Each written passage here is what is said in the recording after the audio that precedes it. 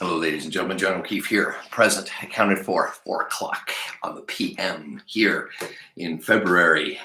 Here in Georgia, it is 70 degrees today.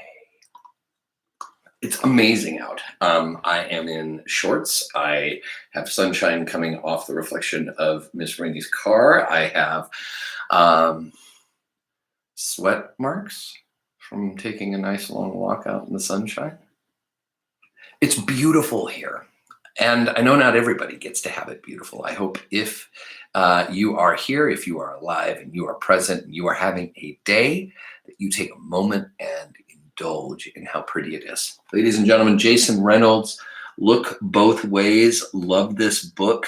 Thinking a whole bunch about all of the different stories that are popping through this thing. And one of the things that I find to be really interesting is we have read a little bit more than half of this book. We have been introduced to a whole bunch of different characters, all in their own little tiny stories, right? All kind of around this same neighborhood, enjoying themselves in different ways, having a completely different experience of the same area.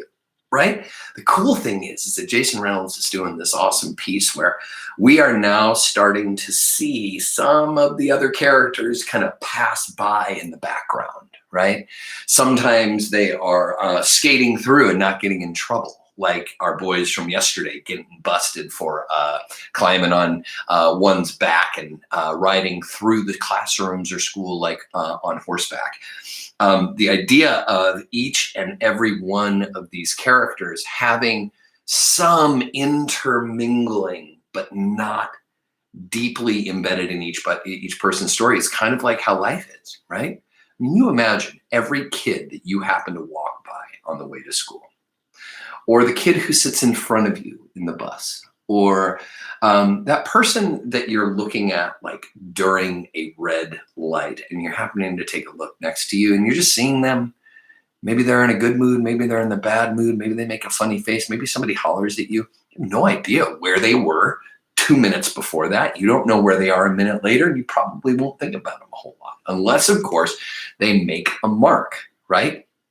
And making a mark is one of the most important parts of a cool character within a story. We in the Miller O'Keefe class of awesome are right now finishing up our personal narratives, right? We're finishing these stories that we are creating either from our own lives or weaving it from things that we know into our story. And I had a young lady today, Carolyn, who was like, why does a story have to have a lesson in it? Why does a story have to have any kind of big deal happen in it?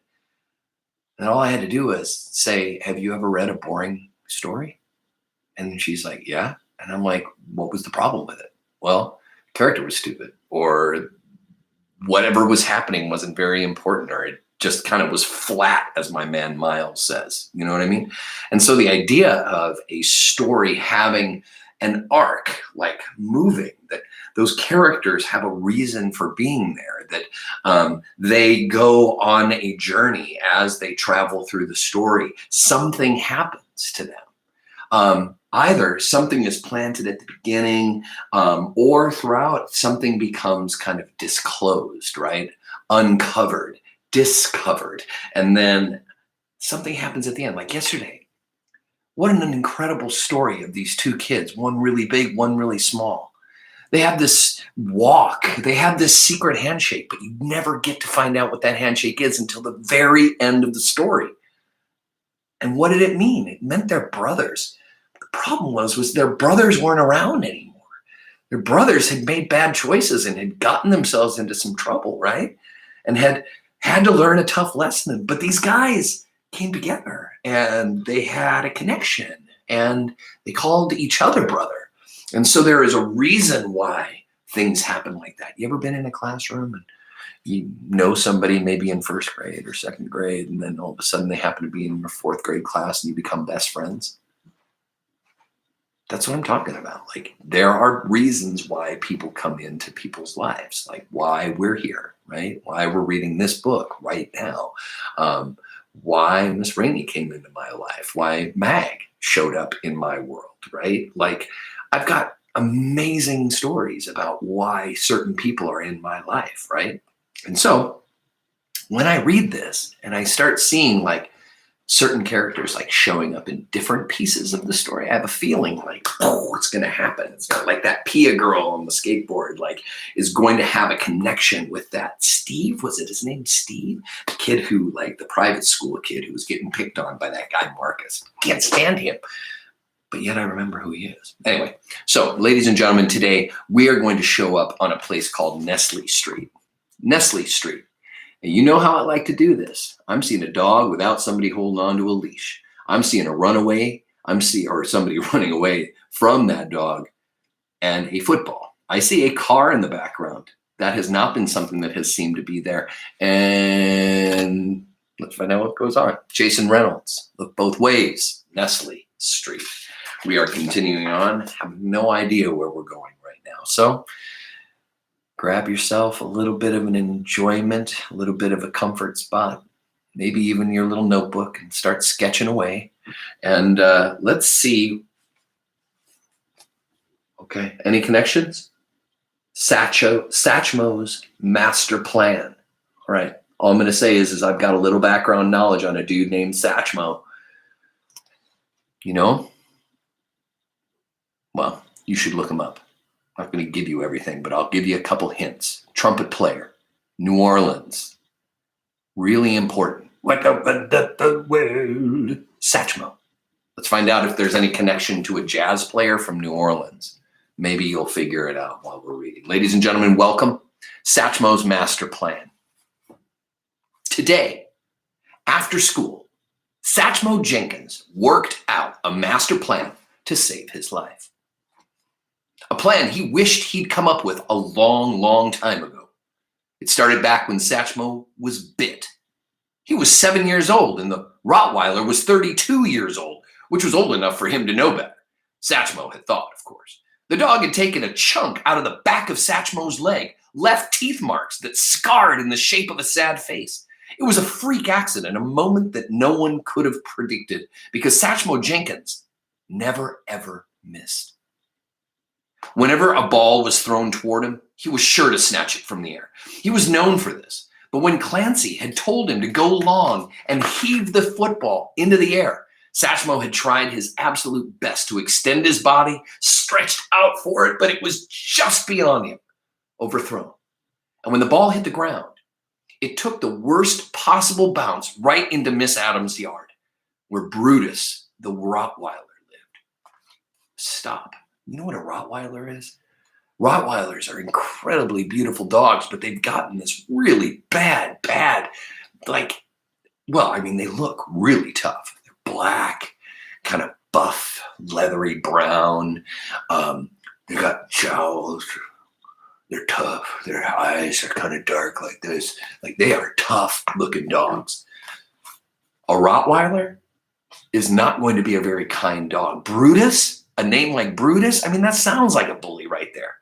So anyway, Brutus the Rottweiler, chained to a tree. Brutus is not going to be very happy about being chained to a tree. So of course, any animal or person or ball that gets anywhere near that tree is probably going to be dinner. When the ball tumbled Brutus's way, he jumped up, tail like a stubby index finger, wagging hard enough to knock him off balance. Nosed the ball and tried to get his mouth around it, tried to get his teeth locked down on the pigskin. But Brutus's excitement got the best of him, and he ended up knocking the ball just past the length of the chain, restraining him. Perfect for Satchmo. "Yo, Satch," Clancy had called. "Hurry up and get it before Miss Adams sees you." Miss Adams was Brutus's owner, an older lady who sat in the window and watched the neighborhood, making sure no one stepped foot in her yard, as if her grass was a different kind of grass, like she had it flown in from wherever mean people get grass from.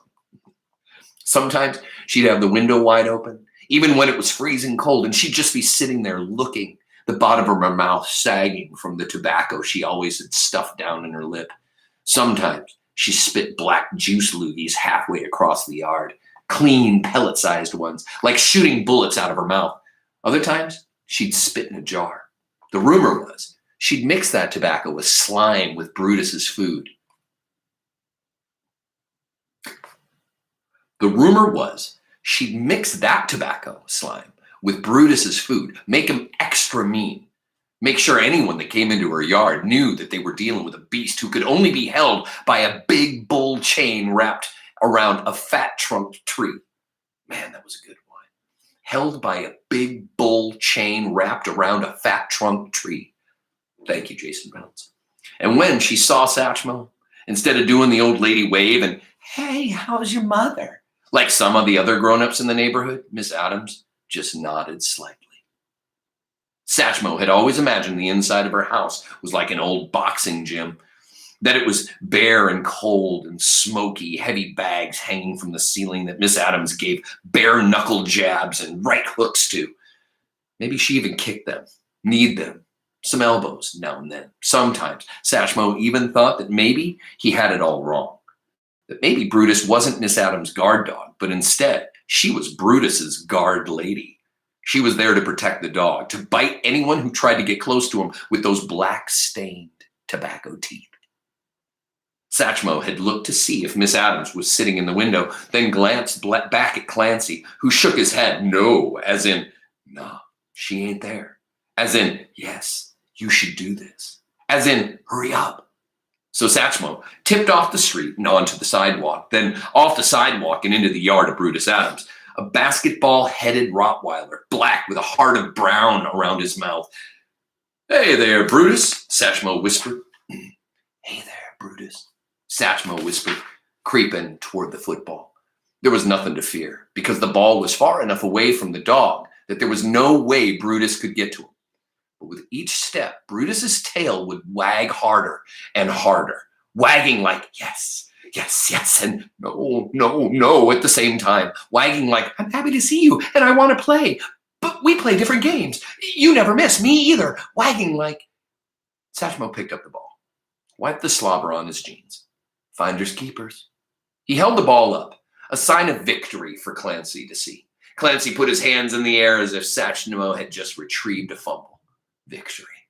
Wag, wag, wag, wag, wag. Panting, jumping, barking. Losers, runners. Satchmo glanced over his shoulder, and Brutus, now more excited than ever, was charging toward him, the chain snatching him back, but only for a second before he tried again, lifting up on his hind legs and towering over Satchmo, who had now started running back toward the street. But it was too late. The game had already begun. And seconds later, the chain snapped, and Brutus came blasting toward Satchmo. Satchmo was named after Louis Armstrong, a famous jazz musician his grandmother loved. Boom! That's who Satchmo is. Louis Armstrong. What a wonderful world. Satchmo, one of the greatest trumpet players and jazz masters of New Orleans. Oh, anyway, Satchmo Jenkins was named after Louis Armstrong, a famous jazz musician his grandmother loved. The story goes that Louis was nicknamed Satchmo because he had such a big mouth, a satchel mouth. However, Satchmo Jenkins' mouth wasn't big at all, but he learned that day that it could be a trumpet if he needed it to be. It could screech and honk and run up and down a scale as long as there was a dog making him run up and down a street. 4 years later, that whole thing happened 4 years ago.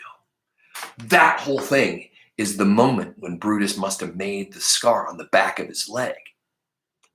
Listen to that. 4 years later. So now, all of a sudden, we're 4 years from whenever that was. 4 years later, Satchmo moved from his old neighborhood to Marlow Hill, after his mother had taken a job as an office assistant at a veterinary clinic. Satchmo's run-in with Brutus had sparked a new dream of being a vet. And though she'd have to go through years of school and training to make it happen, she looked at this job, this move, as a step in the right direction. And now that she worked close to animals, she made sure Satchmo knew how to handle himself around dogs. But no matter what his mother said, no matter what she taught him, it didn't matter. Fear had clamped down on his brain, and the scars on the back of his leg, the raised dots and dashes like Morse code on his skin, served as a reminder that dogs were dangerous. He'd heard people say, if they got teeth, they'll bite. And he watched his mother push back and argue against it. And on the flip side, he'd seen all the commercials of sad pups locked behind cages, sick and shivering, and the voice of some celebrity trying to convince people to adopt one. And he'd say, sometimes out loud, maybe they're in there for a reason. His mother didn't like that either. Your bite was a misunderstanding, Satch, she'd say. He wanted to play, but you got tense. So then he got tense because your tension made it clear to him that you weren't playing. Why would I want to play when he was barking and growling? His play looked like bite. But small dogs didn't bother him, as long as they were no bigger than a football. He could deal. Anything bigger caused his back to tighten, made his heart bark.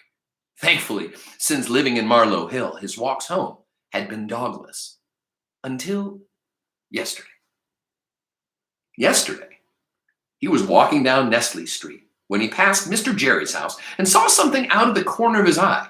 Something big, something furry. It darted across a patch of grass Mr. Jerry had along the side of the house, blocked off by a chain-linked fence. Satchmo's stomach dropped to his feet. His throat twisted like twines making a rope. He turned his head to see what he knew he'd already seen, to make sure that his first thought and peripheral vision hadn't lied. Mr. Jerry had gotten a dog. Mr. Jerry's wife had passed away a few months ago. A week later, Satchmo stood with his mother at Mr. Jerry's front door, a houseplant in his hand. His mother was holding a pound cake she'd made with him as a way to say, sorry for your loss.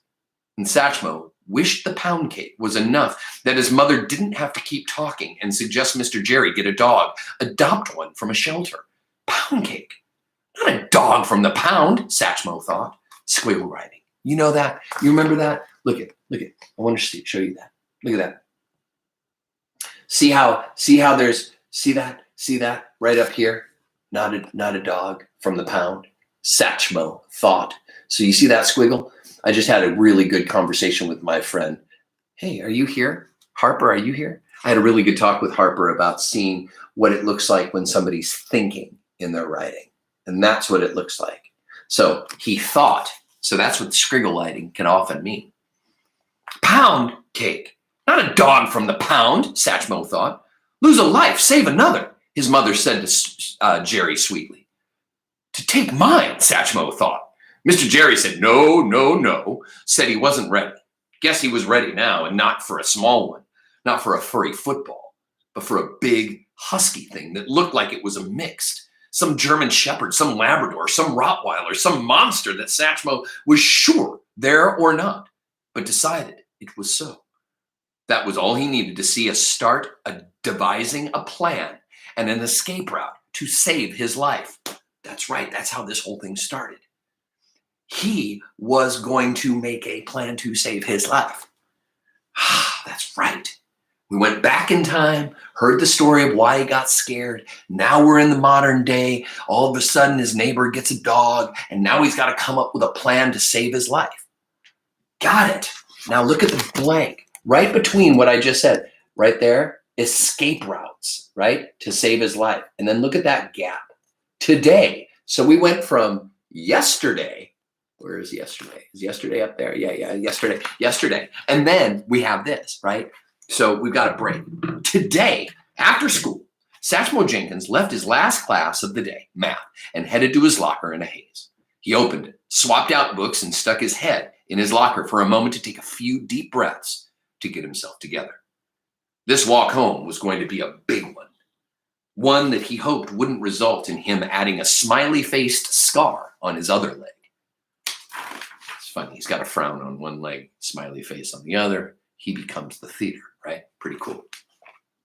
Satch catch, John Watson called out, tossing a textbook at Satchmo. Hey, John's back. Tossing a textbook at Satchmo, who looked up at just the right time to be hit in the face. Sorry, that's what I wanted to have happen. A textbook at Satchmo, who looked up at just the right time to not be hit in the face. See how that changes everything? You got to read every word. He blocked the book with his hands, then tried to grab a hold, tried to catch it, fumbling it before it hit the floor. You left it in Mrs. Stevens' class, John said. He pulled a few random sandwich bags from his pocket, folded them awkwardly, then stuffed them back down. "Oh, good looks," Satchmo said, trying to snap himself out of it, or at least pretend he was never snapped into it. "Lifesaver. Thanks, man." "No problem," John said, before hustling off. Satchmo picked the book up, tossed it in the air, caught it. A small piece of paper slid out from between the pages. An invitation to Cynthia Sauer's comedy show. But Satchmo was in no mood for laughing. He tossed the book in the air again, caught it again, before putting it in his bag and closing the locker door. Snap. After he got outside, headed toward the corner, made the right on Portal as if walking toward Chestnut Street, but making the right onto Nestle before getting to Chestnut, he started running down his game plan, amping himself up for the mission. That's what this was for him, a mission. Okay, Satch, you're prepared. You've thought it all through. You will not get bit. You will not get eaten. Breathe, Satch, breathe, and work it all out. If the dog jumps a fence, well, when the dog jumps the fence, don't panic. Just do what you've planned. Break to the right. If Mr. Jerry's pickup truck is parked on the street, jump into the back of it and scream for help. But that's the first base. That's your go-to. But if for some reason Mr. Jerry's truck isn't there, if for some reason he's out, I don't know, saving other dogs while his neighbors run for their lives, then keep going right onto the Carter's property. You won't have time to ring the doorbell. Plus, Mr. and Mrs. Carter will be at work, so run behind their house. They have a pool. It's not a big pool. And actually, you've never even seen it, but you remember your mother talking about how all the neighbors are gossiping about how they were putting a pool in their backyard in this neighborhood. And she was saying it like she wasn't gossiping too. So if there's actually a pool back there, dive in. Don't worry about how deep it is. You can swim. Just jump in. Hopefully the dog won't even follow you back there. But if it does, maybe it won't jump in the pool. But if for some reason it does jump in, you jump out immediately. The thing is, dogs have to do that ridiculous doggy paddle thing, so they can't be vicious and do that at the same time. They also can't do that fast. They're dogs, not seals. So when you hop out, you'll have a head start before the dog gets to the other side of the pool and climbs back onto land. Use this time to jump the fence. Your mother says the Carters put up to keep Mrs. Winston's little kids from playing in the pool, and that we're not sure it exists, but the fence is there. You know that.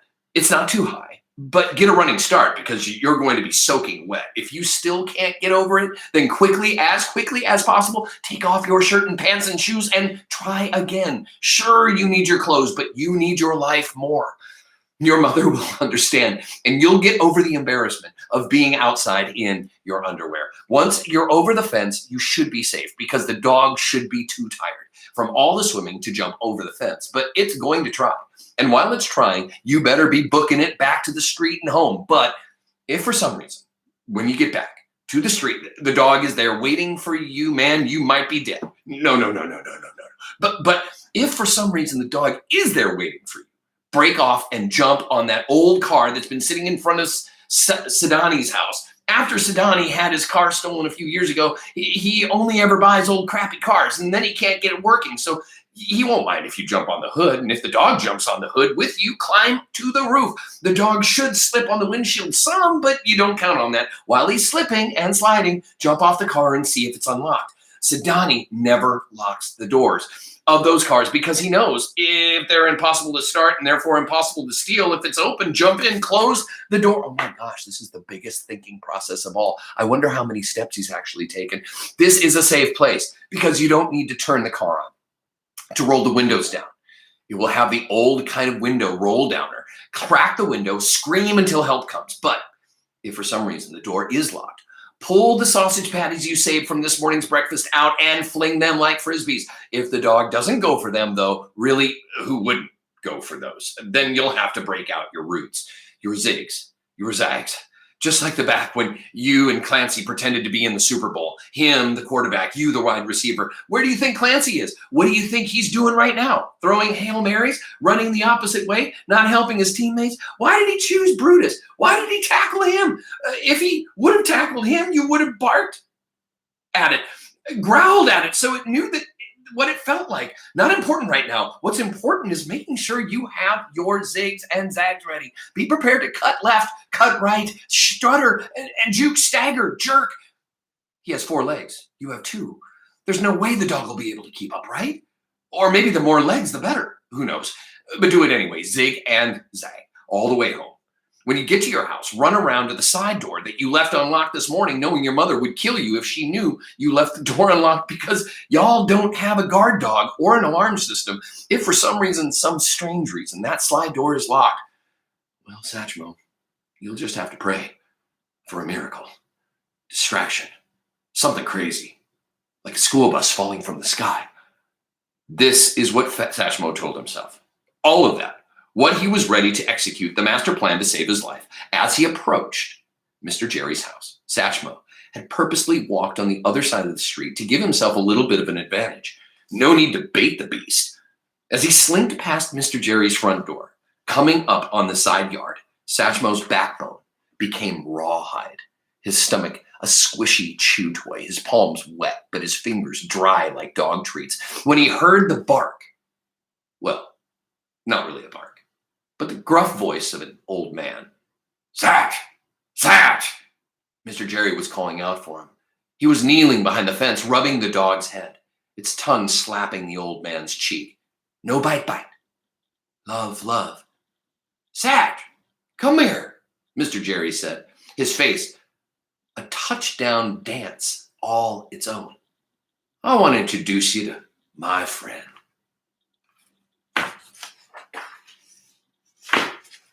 What? That's the end? What? What does that tell you? My friend Carolyn, let's use her logic at this point. What in the world was that story about? What lessons can you gather? Well, summarize. We got Satch, scared of dogs, had to save his life, had a bad experience once. Thought somebody got a new dog that he was going to have to figure out how to not die from. Then made this huge, obnoxious plan. Fear does that to you, doesn't it? Fear makes you think that you've got to overthink, that you've got to drive yourself crazy with planning. You know the one thing he never did? Kind of the same problem with Harry Potter and all those friends. They never ask for help. They never ask anybody. It's all up here. It's all up here. Oh, worry, worry, worry, worry. Freak out, freak out, freak out. Fear. Oh. Carolyn, this one's for you. I love a story that seems to just kind of drop you. But remember what this whole story was about. Fear of dogs. And Mr. Jerry, who lost his wife just recently, got a new dog. And he's getting invited, and his face a touchdown dance all its own. I want to introduce you to my friend. And that's where Jason Reynolds leaves us. So now we say things like, what happens next? Some people are going to close this book and go, that was kind of a stupid one. But you know, the cool thing is I wonder, Jason Reynolds, you left an entire blank spot right here. Did you want me to finish that story? Did you want me to write my own ending? Those of you who are intrigued, I wouldn't put it past Jason Reynolds. He's a great writer. Oh my gosh, what an interesting story. Nestle Street, man, that was a good one. For those of you who are recording, we started on page 119 and we read until 134, if you happen to do that. But let's look at that picture again. All right, now I got it. Brutus. Now I see Satchmo. This is the day 4 years ago when he got himself into a bad situation with the football. But now I get it. Way to go, Jason Reynolds. You sucked me into another great story. Tomorrow, we are going to be headed over to Southview Avenue. I'm not going to show you nothing. All I'm going to say is come back and be with me. Come back and be with us. Come back and listen to another great story. Play around with the idea of story arcs. Play around with the idea of how characters are important. Each person in the story matters. Otherwise, they wouldn't be in it. right? Even if it's just like Miss Adams, who like is the owner of Brutus, who actually sounds worse than Brutus in the end. You know what I mean? Clancy had to be there. Otherwise, the ball would never have been thrown. Satchmo would have never been in the situation. Mr. James had to be there because he had to have another dog for Satchmo to be afraid of. Satchmo. Where did he get his name? That's right. Louis Armstrong from New Orleans. What a wonderful world. Speaking of wonderful worlds, that's where we're going to leave you today. I want to say thank you so very much for taking time to listen to Great Story by Jason Reynolds. Thank you so very much for spending your valuable time in your very short life enjoying a little bit of time with me, because that is important to me too. I don't feel so alone. And remember, we're here. You want to know that springtime is coming, especially if you're in one of those cold regions or super wet, rainy regions. I will tell you that it is beautiful outside. We have daffodils starting to come up here in the Southeast. So I'm not rubbing it in. I'm not bragging. Well, maybe a little bit, but I am going to say that I'm going to get back out into my garden now. So go and do something wonderful. See how this story plays into your life. You ever had a story of when you were scared of a dog? Me too. Couple scary stories of dogs. Couple other ones. Now I'm going to have to go get my notebook. I'm going to have to go write down some stuff. Anyway, ladies and gentlemen, thank you for being here. Thank you for participating. Thank you for reading. Thank you for thinking. Thank you for being present in my life. I love you. Have a great day. Be safe. Go give somebody love and get out of here. Love you.